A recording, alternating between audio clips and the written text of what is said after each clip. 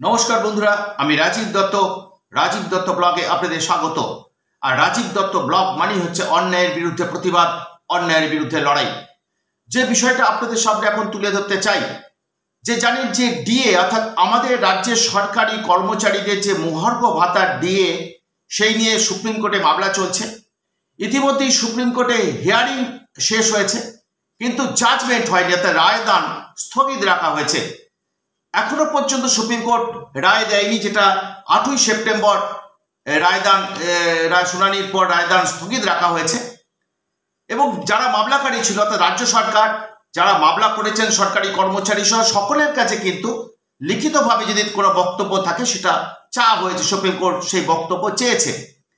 এবং খুব দুর্ভাগ্যজনক ঘটনা আছে, এটা দুর্ভাগ্যজনক বলতে বাধ্য হচ্ছে একটাই কারণে, যে সরকারি কর্মচারী তাদের নির্দিষ্ট নিয়ম রুলসের মধ্যেই কিন্তু তাদের চাকরি করতে হয়। এবং এই যে ডিএ পাওয়ার অর্থাৎ যে ডিএ মহার্ঘ ভাতা, ডিয়ারনেস অ্যালাউন্স, এটা কিন্তু অল ইন্ডিয়া প্রাইস ইন্ডেক্সে তারা এটা পান প্রতি বছর, যেভাবে তারা এই ডিএটা পান। কিন্তু আমাদের রাজ্যের সরকারি কর্মচারীরা তাদের এই বকেয়া ডিএর পরিমাণটা অত্যন্ত বেড়ে গিয়েছে। জানেন যে কিছুদিন আগেই সুপ্রিম কোর্ট যখন এই হিয়ারিংটা চলছিল, সেই সময় সুপ্রিম কোর্ট নির্দেশ দিয়েছিল যে এই 25% ডিএ একটা সময়সীমা দিয়েছিল 3 সপ্তাহের মধ্যে মিটিয়ে দিতে হবে, এবং সেটাও কিন্তু রাজ্য সরকার সেটা মেটায়নি। এবং সেই টাইম ফ্রেম যেটা বেঁধে দেওয়া হয়েছিল সেটা কিন্তু রাজ্য সরকার ফেল করে। তারা সুপ্রিম কোর্টে জানায় যে তারা সময় চাইছে, এবং বারবার কিন্তু সুপ্রিম কোর্টের রাজ্য সরকার বলছে যে তাদের আর্থিক অবস্থা খারাপ, তারা চাইলে এখন এইভাবে দিয়ে দিতে পারবেন না, রাজ্যের পরিস্থিতি সেভাবে এত টাকা দিয়ে দেওয়ার মতো ক্ষমতা নেই, সময় দিতে হবে। এই অবস্থায় দাঁড়িয়ে সুপ্রিম কোর্টে আবার যেহেতু মামলা চলছে এবং সুপ্রিম কোর্ট কি নির্দেশ দেয় সবাই তাকিয়ে আছে, সরকারি কর্মচারীরা তাকিয়ে আছে, যেমন আমরাও তাকিয়ে আছি, সাংবাদিকরাও তাকিয়ে আছে সুপ্রিম কোর্ট কি নির্দেশ দেয়। কারণ কলকাতা হাইকোর্ট নির্দেশ দিয়েছিল যে ডিএ পাওয়ার অধিকার অর্থাৎ এটা তাদের অধিকারের মধ্যে পড়ে, তাই ডিএ দিতে হবে। এবং সেই নির্দেশের বিরুদ্ধেই কিন্তু সুপ্রিম কোর্টে গেছে রাজ্য সরকার। এখনো পর্যন্ত রায়দান স্থগিত রেখেছে সুপ্রিম কোর্ট। কিন্তু সুপ্রিম কোর্টে যে লিখিত যে আবেদন রাজ্যের পক্ষ থেকে, যেটা বক্তব্য যেটা তুলে ধরা হয়েছে, সেই খবর আমরা জানতে পেরেছি।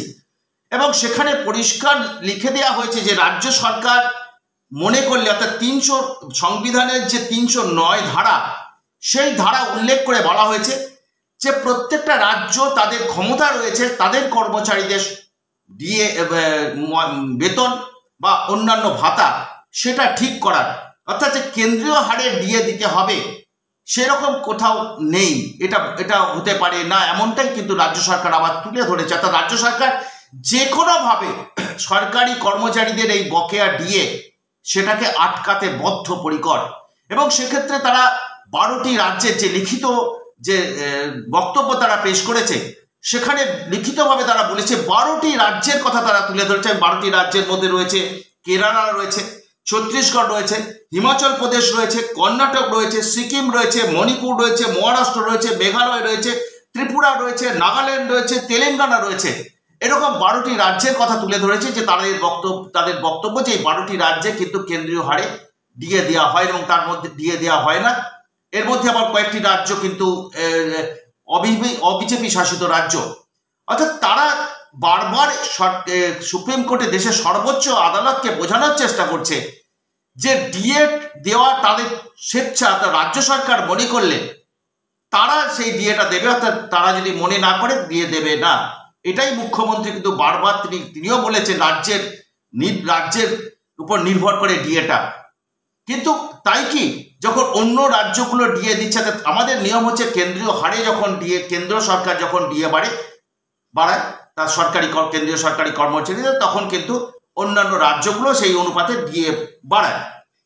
কিন্তু অদ্ভুত যুক্তি আমাদের রাজ্যে চলছে এবং যে কোনোভাবে এই ডিএ আটকাতে তারা বদ্ধপরিকর, এবং তারও একটি লিখিত বক্তব্য কিন্তু আজকে সুপ্রিম কোর্টে দেওয়া হয়েছে যে শেষ মুহূর্তে একদম চেষ্টা করা হচ্ছে যাতে সুপ্রিম কোর্টে যে রায়দানটা স্থগিত আছে, তাই সুপ্রিম কোর্টকে একটা কনভিন্স করানোর চেষ্টা তারা রাজ্য সরকার শেষ পর্যন্ত করে যাচ্ছে যে ডিএটা তাদের রাজ্য সরকারের উপর নির্ভর করছে, কেন্দ্রীয় সরকার ডিএ বাড়াতে হবে এরকম কোনো সাংবিধানিক কোনো নিয়ম নেই। এবং সেক্ষেত্রে সংবিধানের 309 ধারায় রয়েছে যে রাজ্য সরকার তার কর্মচারীদের বেতন এবং ভাতা তারা নিজেরাই ঠিক করবে। এটা কিন্তু বোঝানোর চেষ্টা চলছে। এবং যে এখানে কিন্তু আরেকটি কথা সেখানে বলা হয়েছে, এবং যেটা রিপোর্টে আমরা যেটা জানতে পারলাম, সেই রিপোর্টে একটি কথা যেটা বারবার সুপ্রিম কোর্টে তুলে ধরা হচ্ছে, যে রাজ্যের আর্থিক অবস্থা খারাপ, তাই সেই কনটেক্সটও কথাটা ভাবতে হবে। এবং এটাই কিন্তু বারবার সুপ্রিম কোর্টকে বোঝানোর চেষ্টা যে রাজ্যের আর্থিক অবস্থা খারাপ। আমার প্রশ্ন, রাজ্যের আর্থিক অবস্থা যদি খারাপ হয় তাহলে এত দান ধ্যান কি করে হচ্ছে? মুখ্যমন্ত্রীর কথায় কথায় কত সামাজিক প্রকল্প চালু করেছেন, কত রকম, এই যে দুর্গাপূজা হবে সেখানে 1,10,000 টাকা করে অনুদান দেওয়া হচ্ছে, অর্থাৎ সরকারি কোষাগারে আপনার আমার করের টাকা, সেই টাকায় পুজো কমিটিগুলোকে দেওয়া হচ্ছে দুর্গাপূজা করার জন্য।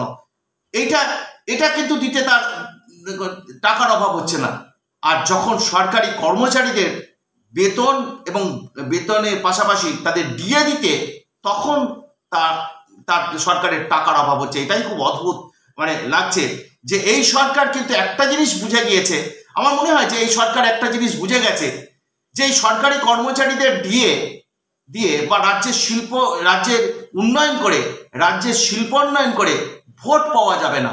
আমরা বারবার করে একটাই কথা বলি, আপনারা হয়তো অনেকে রাগ করবেন এই কথা শুনে, যে এই মমতা বন্দ্যোপাধ্যায়ের সরকার মাননীয়া ভোট ব্যাংক পলিটিক্স করেন। এবং তিনি বুঝে ফেলেছেন পশ্চিমবঙ্গের মানুষের পালসটা, যে পশ্চিমবঙ্গের মানুষ ভাতা নিয়ে, কন্যাশ্রী বলুন, লক্ষ্মী ভাণ্ডার বলুন, 75 থেকে 80টা ভাতা আছে আমাদের এখানে। এবং লাস্ট জানেন যে লাস্ট সংযোজন হয়েছে শ্রমশ্রী, যেটা যারা পরিযায়ী শ্রমিকদের জন্য।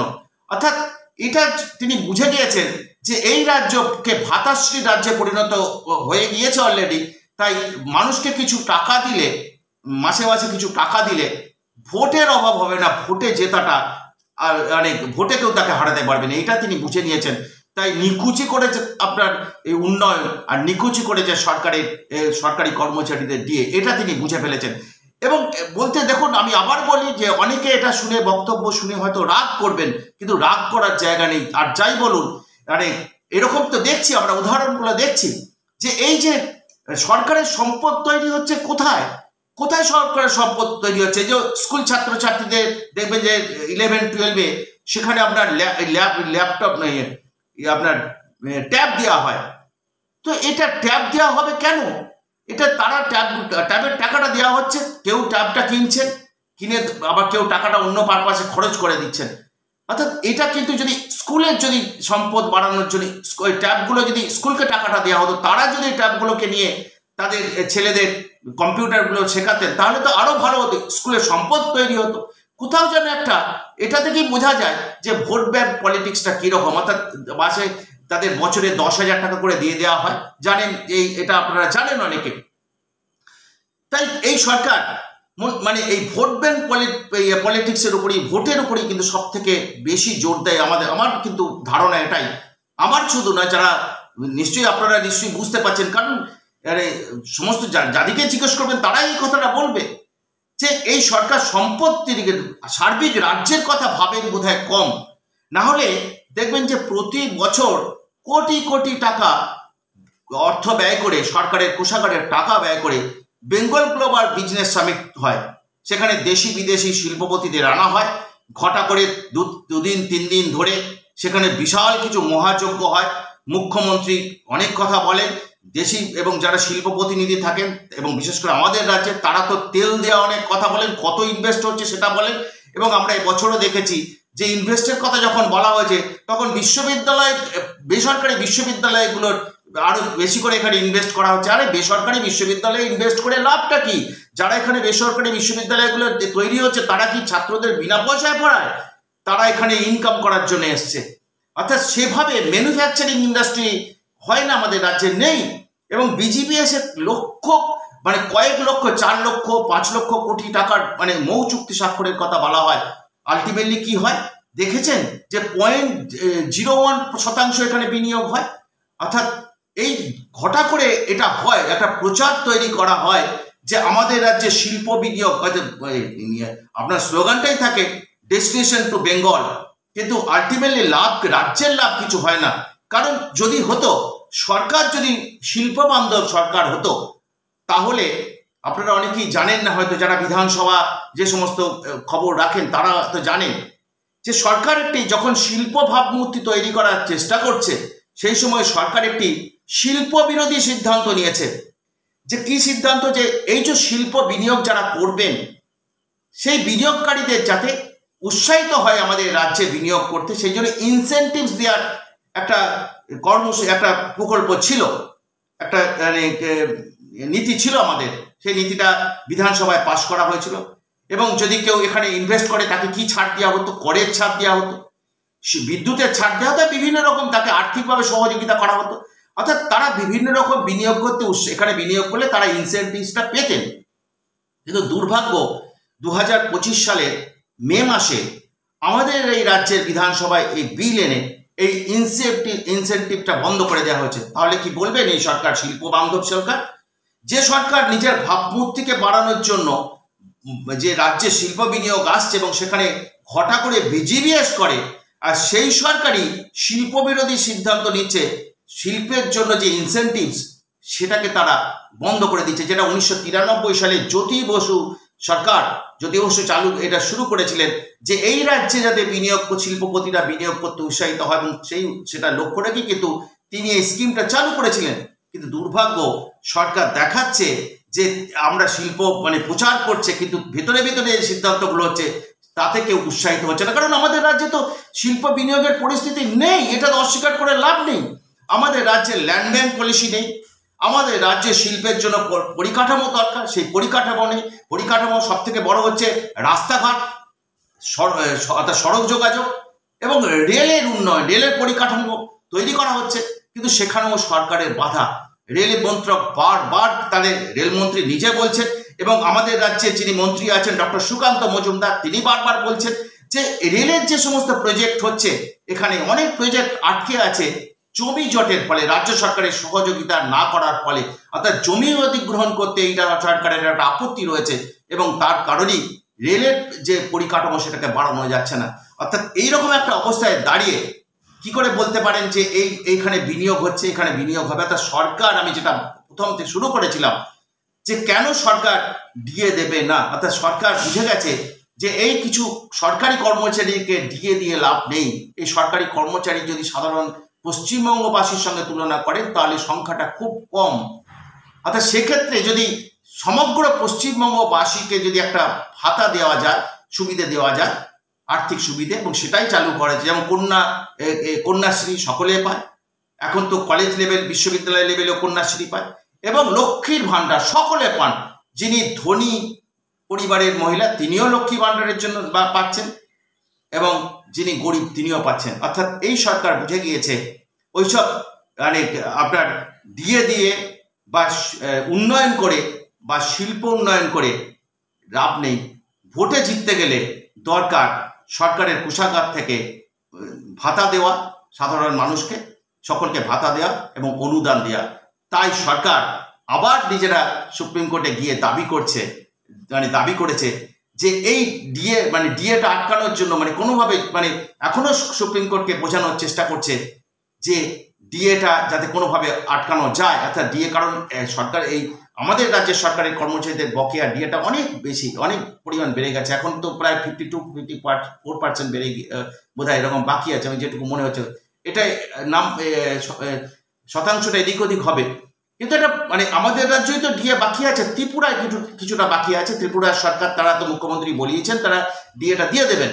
অর্থাৎ যদি বলেন সেইভাবে আমাদের সরকারের কিন্তু এই সরকারি কর্মচারীদের এই বকেয়া ডিএটাই রয়েছে, এবং আমাদের একমাত্র পশ্চিমবঙ্গেই এই ডিএ নিয়ে মামলা চলছে সুপ্রিম কোর্টে। তাই এই অবস্থায় দাঁড়িয়ে সরকার কিন্তু যারা পরিচালক তারা বুঝে গেছেন ডিএ ভোট জিততে গেলে সব থেকে বড় 2026-এর ভোটে জিততে গেলে আবার অনুদান বাড়াতে হবে, সেই সঙ্গে বাড়াতে হবে এই ভাতা। সেই জন্য আবার ওই সমশ্রী ভাতা, বাংলা ভাষা কথা বললে অত্যাচার করার জন্য যেসব একটা প্যানিক তৈরি করে মানে তৈরি করে সেখানে সাধারণ ওখানে যারা পরিযায়ী শ্রমিকদের বোঝানোর চেষ্টা হচ্ছে, অর্থাৎ সব মিলিয়ে একটা গুলিয়ে দেওয়ার রাজনীতি চলছে। তাই এইটুকু বলতে অসুবিধে নেই যে আমাদের রাজ্যে পরিস্থিতি অত্যন্ত খারাপ। যা পরিস্থিতি চলছে তাতে রাজ্যের ভালো হচ্ছে না, সার্বিক রাজ্যের খারাপ হচ্ছে। হয়তো প্রচুর মানুষ, প্রচুর মহিলা লক্ষ্মী ভাণ্ডার পাচ্ছেন, মাসে কেউ 1000 টাকা পাচ্ছেন, SC ST মহিলারা 1200 টাকা পাচ্ছেন, কন্যাশ্রী পাচ্ছেন, সবুজ সাথী সাইকেল পাচ্ছেন। আলটিমেটলি বাংলার সার্বিক যদি দেখেন, বাংলার কিন্তু কোনো উন্নতি হয়নি। কারণ এটা বলতে অসুবিধে নেই, সিঙ্গুরের কারখানা চলে যাওয়ার পর বাংলা থেকে শিল্প অনেকটা বড় ম্যানুফ্যাকচারিং শিল্প কিন্তু বিদায় নিয়েছে। কেউ শুধু মুখেই বলে এখানে ইনভেস্ট করব, আমরা বিনিয়োগ করব, কিন্তু বাস্তবে কিন্তু একদম অন্য কথা, কোনো শিল্পপতি এই রাজ্যে আসছে না। আমি তুলে ধরলাম কেন সরকার এটা চাইছে যে ডিএটা দিতে চাইছে না। কারণ ডিএটা যদি মানে দিতে হয় তাহলে সরকারকে একটা বড় টাকা মানে এখানে ডিএ বাবদ দিতে হবে, এবং সেই টাকাটা যদি অনুদান হিসেবে দেওয়া হয়, কারণ দুর্গাপূজার কত টাকা অনুদান দিয়েছে ভাবতে পারেন। এই যে ইনসেন্টিভস, এই শিল্পকে আসতে এখানে ইনসেন্টিভস দিলে, অনেক ছাড় দিলে তারা এখানে বিনিয়োগ করবেন, ছোট বড় অনেক শিল্প বিনিয়োগ করবে, সেটাকে তুলে দেওয়া হচ্ছে। অর্থাৎ অনুদান এবং ভাতার উপরই এই সরকার মানে টিকে থাকতে চাইছে। কারণ তারাও বুঝে গেছে এই রাজ্যের মানুষ এইটাই পছন্দ করেন। অর্থাৎ মানুষ যদি সচেতন হন, মানুষ জানি না মানুষ সচেতন হবেন কিনা এই বক্তব্যের পর, কিন্তু মানুষকে বুঝতে হবে যে তারা এতে কিন্তু সার্বিক রাজ্যে পরিস্থিতি ভালো হচ্ছে না, রাজ্য কিন্তু পিছিয়ে পড়ছে, এটা বলতে কোনো অসুবিধে নেই। তাই তুলে ধরলাম বক্তব্যটা, যেটা ডিএর কনটেক্সটে। যদি অনেকেরই পছন্দ হবে না, মন্তব্য করবেন, তবুও আমি আমার বক্তব্য তুলে ধরবেন, সার্বিক মানুষের পাশটাকেই ধরে ধরার চেষ্টা করলাম, যে রাজ্যের কনটেক্সটে তুলে ধরার চেষ্টা করলাম। আপাতত এইটুকুই। সকলে ভালো থাকবেন, এবং শেষ করার আগে সকলকে অনুরোধ করব আমার চ্যানেলটি লাইক, শেয়ার, কমেন্ট এবং সাবস্ক্রাইব করে দেবেন। ধন্যবাদ।